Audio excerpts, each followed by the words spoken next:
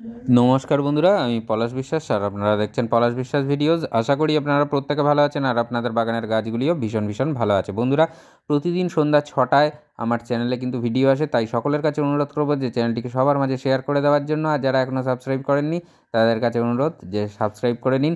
সহজভাবে সুন্দরভাবে কীভাবে বাগান করতে হবে আমি সকলের সাথে মিলে আমার বাগানের গাছগুলোকে যেভাবে কেয়ার করি সবার কাছে সেটাই তুলে ধরি। আর এইভাবে কেয়ার করে কিন্তু সকলে যখন বলেন যে পলাশের ভিডিও দেখে উপকৃত হয়েছি, তখন তার কোনো আনন্দের সীমা থাকে না। তো যাই হোক, ভিডিওটা আজকের থাম্বনেল টাইটেল থেকে বুঝতেই পেরে গেছেন যে কোন বিষয় নিয়ে আলোচনা করব।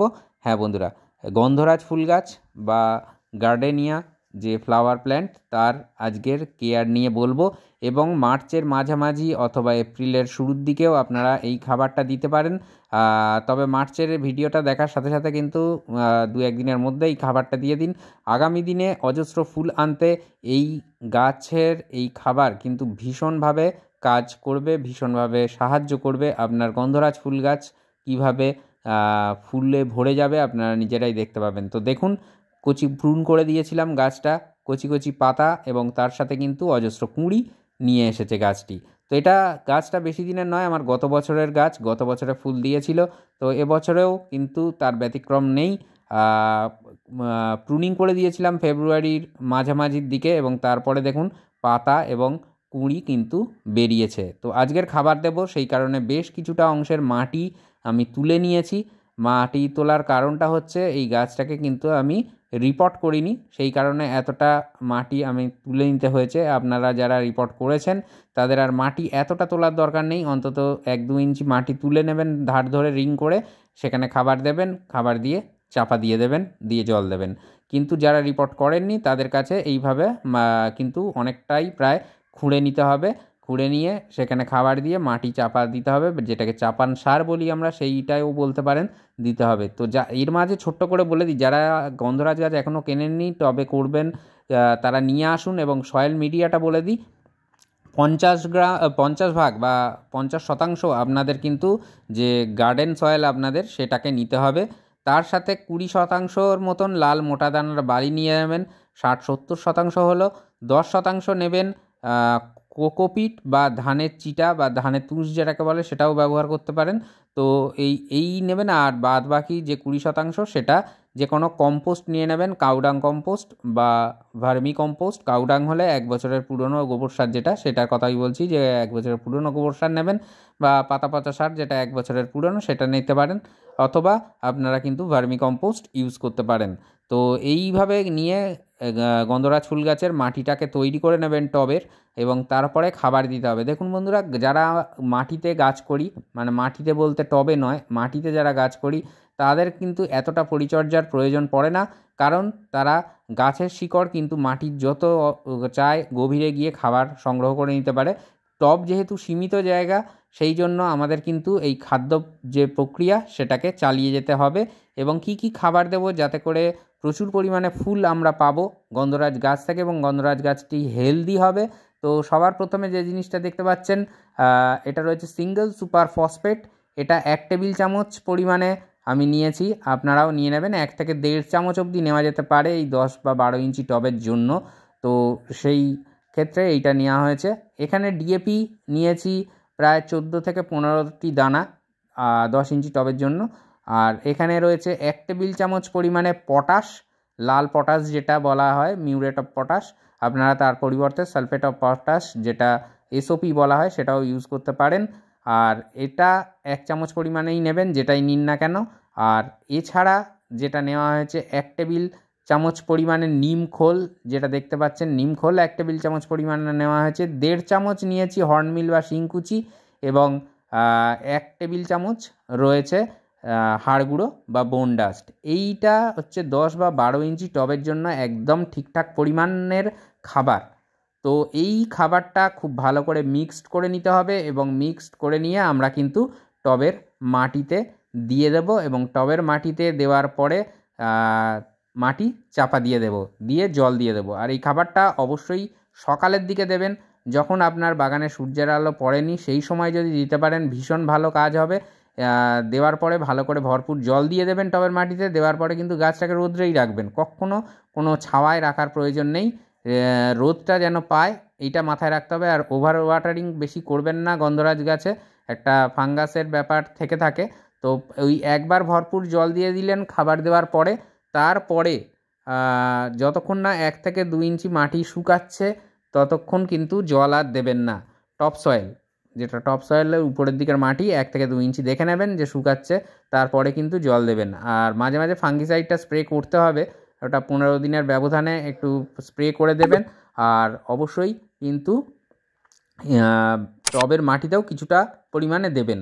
আর মাটিতে খাবার, যে খাবার আমরা দিচ্ছি, একটা জিনিস বলা হয়নি, আমি যদিও বলে দিই, যারা পুরনো ভিউয়ার জানেন, যে খুব ভালো করে প্রত্যেকটা উপাদান কিন্তু মিশিয়ে নিতে হবে, যাতে আমরা খাবারটা যে চারিদিকে দেব যাতে সব কটা উপাদান চারিধারে টবের পায়, এবং যে গাছের ফিডার রুটগুলো হয় তারা যেন সমস্ত খাবার সঠিকভাবে গ্রহণ করতে সক্ষম হয় চারিধার থেকে।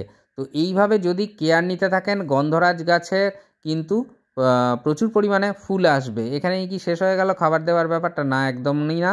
এরপরেও কিছু কেয়ার নিতে হবে। আমরা দেখি যে গন্ধরাজ গাছে কিন্তু অনেক সময় পাতা হলুদ হয়ে যাওয়ার প্রবণতা অথবা কুঁড়ি ঝরে যাওয়ার প্রবণতা, এগুলো কিন্তু আমরা দেখতে পাই। এগুলো মাটির গাছে সেভাবে হয় না, হলেও খুব কম পরিমাণে হয়। কিন্তু টবের গাছে, যারা আমরা টবে গাছ করি, তারা কিন্তু এই সমস্যাটা ভীষণভাবে ফেস করি। তো এই সমস্যাটা দূর করতে গেলে যেটা করতে হবে, এই টবের মাটিতে যে খাবার দিলেন তার 1 সপ্তাহ পর থেকে সরিষার খোল পচা জল আপনাকে দিতে হবে। এবং সরিষার খোল পচা জল দিলেন যেদিন, তার 2 দিন পরে আপনারা ম্যাগনেসিয়াম সালফেট বা এপসাম সল্ট যেটা হয় সেটা মোটামুটি 1/2 টেবিল চামচ পরিমাণে নিয়ে 1 লিটার জলে গুলবেন। 1/2 টেবিল চামচ নিয়ে গাছের পাতায় স্প্রে করবেন এবং কিছুটা টবের মাটিতেও দিয়ে দেবেন। মোটামুটি গাছের পাতায় স্প্রে করবেন আর কিছুটা পরিমাণ, অল্প পরিমাণ টবের মাটিতেও আপনারা দিয়ে দেবেন। তাহলে ম্যাগনেসিয়ামের যে ঘাটতিটা সেটা পূরণ হয়ে যাবে। তো পূরণ হয়ে গেলে এই পাতা হলুদ হয়ে যাওয়ার যে সম্ভাবনা বা কুঁড়ি হলুদ হয়ে যাওয়ার যে ব্যাপারটা, সেটা কিন্তু আর সেভাবে গন্ধরাজ গাছে আপনারা দেখতে পাবেন না। এরপরে যে কাজটা করতে হবে, যে পাতায় অনুখাদ্য স্প্রে করতে হবে বা মাইক্রো নিউট্রিয়েন্ট যেটা বলে, এইটা স্প্রে করতে হবে। এই অনুখাদ্য বা মাইক্রোনিউট্রিয়েন্ট আপনারা কিন্তু অবশ্যই সকালের দিকে স্প্রে করবেন। আর যেটা ম্যাগনেসিয়াম সালফেট বললাম, ওটাও কিন্তু সকালের দিকেই স্প্রে করবেন, সূর্যের আলো বাগানে আসার আগে। তো বন্ধুরা, এই যে অনুখাদ্য বা মাইক্রোনিউট্রিয়েন্ট, এটা আপনারা যে কোনো ব্র্যান্ডের ইউজ করতে পারেন, সবই কম বেশি কাছাকাছি প্রায়। বাজারে প্রচুর অনুখাদ্য পাওয়া যায়, আপনারা নেটে সার্চ করে নিতে পারেন অথবা লোকাল ফার্টিলাইজার শপ থেকে সংগ্রহ করতে পারেন যে কোনো অনুখাদ্য। আমি বিশেষভাবে নাম কিছু বলছি না বা নাম নিচ্ছি না, তার কারণটা হচ্ছে বিভিন্ন জনের কাছে তো আমি যেটা ব্যবহার করি সেটা নাও পেতে পারেন আপনারা। তো সেই জন্য যে কোনো অনুখাদ্য বা মাইক্রোনিউট্রিয়েন্ট গিয়ে বলবেন ফার্টিলাইজার শপে, অথবা অনলাইনে সার্চ করলেই পেয়ে যাবেন। তো আপনাদেরকে এই অনুখাদ্যটা দিতে হবে এই যে সময় কুঁড়ি আসছে, ছোটো ছোটো কুঁড়ি, সেই সময় স্প্রে করতে হবে। আর তারপরে কিন্তু 10 থেকে 12 দিনের মধ্যে আরেকবার দ্বিতীয়বার আপনাদের স্প্রে করতে হবে। আর সপ্তাহে একবার করে সরিষার খোল পচা জলটা কন্টিনিউয়াসলি চালিয়ে যেতে হবে, পাতলা করে একদম। আর আর যারা সরিষার খোল পচা জল দিতে চান না, তারা কিন্তু বাদাম খোলের জলও দিতে পারেন।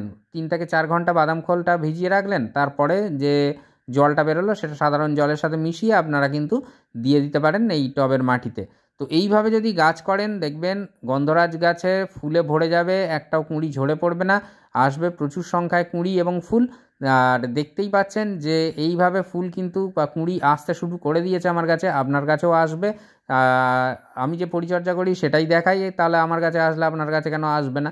অবশ্যই আসবে ফুল, এবং ফুলে ফুলে ভরে যাবে আপনার গন্ধরাজ ফুল গাছ।